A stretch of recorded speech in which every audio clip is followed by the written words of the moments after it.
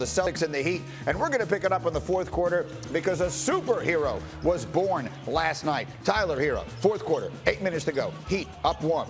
Herro around the screen. Deadly.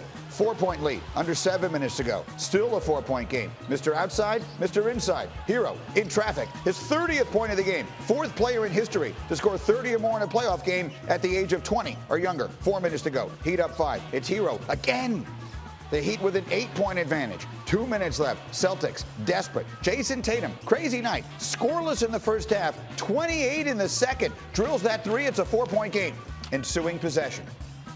They're watching Herro. Who's open? Who's open? Dragic is open in the corner. Yes, for three. He would score 22. The Heat a 7-point lead. And then same score. Watch them put it away. Tyler Herro cutting aggressively to the basket. 37 points on 14 of 21 shooting. For Tyler Herro, most by a rookie in a conference finals game in 50 years. Miami, a 3-1 series lead. And the story of the night, the superhero for the Heat. I'm just going to bet on myself. I've been doing that, my whole life. I went from, Milwaukee, a small town in Milwaukee, to Kentucky. Nobody thought I would survive there, and nobody thought I would survive here. So at the end of the day, it's just betting on myself. Oh, what a bet that has turned out to be in these playoffs, culminating with his huge performance last night. The 37, the most by a rookie coming off the bench in NBA playoff history. And it has the Heat one win away from their first appearance in the finals since the LeBron team in 2014. And here we go. Timmy Legler and Vince Carter are with us this morning. And Vince, how do you put it into words what we saw from Tyler Herro off the bench at the age of 20 in a big spot last night? Well, Greeny, Legs, I look at the first stat, 37 points, but I look at 14 for 21 from the field. The Miami Heat has instilled confidence in this young man, and he was playing like he was back in that small town of Milwaukee. He was playing like he was the go-to guy in Kentucky, and that's what it was. You didn't see any hesitation, we got to get the ball to Jimmy Butler, or we have to get the ball to Bam, our all-stars.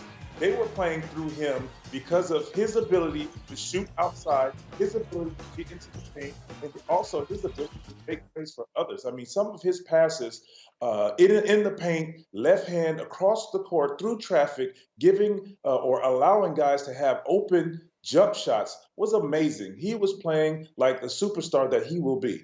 He was. He played like a star last night. At first, you're thinking to yourself, boy, this kid is hot. And then you realize, no, this kid has taken over the game. And, Tim, I know there was one play he made off the ball in the fourth quarter that really got your attention. Yeah, Green, he's got that rare quality for a young player where everything in front of him, all the action slows down for him and allows him to process everything. I thought last night he basically ended the game with a couple of plays late in that game. You saw the step back three earlier, and this one, to me, is a great read on his part. So Jimmy Butler waves him out because he wants to isolate here. 7-point game, big possession, could potentially be the dagger. Jason Tatum is guarding Herro, but he's more concerned about Jimmy Butler in the post. So when he turns his head and then Dragic comes around and occupies Marcus Smart, Herro just reads that as an opportunity to make this cut. He jumps off the wrong foot. He finishes with a left-hand reverse, and it just shows you the feel that he has for the game. A lot of guys earlier in their career might take 2 or 3 years to develop as much as Tyler Herro has in this series.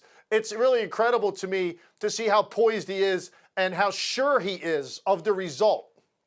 Now, this has been a postseason where we've seen a lot of big comebacks, Tim Legler. We've seen 3-1 deficits overcome twice by one team that's still playing out on the West side. So is your general sense of this that the Celtics are still in it? What has to happen for Boston to get back in? Yeah, this is that rare 3-1 series when I say they're absolutely still in it, because when you take a look at the first 3 games, they actually led them, Boston, I think 112 out of 149 minutes. So they know that they've played well enough right now to be up 3-1. They just couldn't close the deal in those first couple. They couldn't hold leads. So I think overall, Brad Stevens feels pretty good about the way they've played. So this is that one unusual series where I'll say absolutely this is not over. And now you're going to get desperation out of Boston, which may be enough to get them back in this thing and get it even at some point. Vince, give me one thing you need to see from the Celtics, one thing they need to do to get back in this series and still have a chance to win it.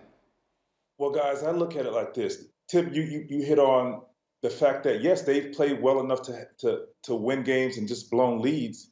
But that's going to be a concern because this is desperation now. So they're going to be pressing to play well. And sometimes when you do that, you play outside of your character or what is asked of you to do. And I think right now the Miami Heat has found the formula to win games. And I do think Boston wins the next one, but that's it. Remarkable performance. Again, Tyler Herro, that was the second most points ever scored by a rookie in a playoff game. Only Magic Johnson in the legendary Game 6 in 1980 ever scored more. Thank you for watching ESPN on YouTube. For live streaming sports and premium content, subscribe to ESPN+.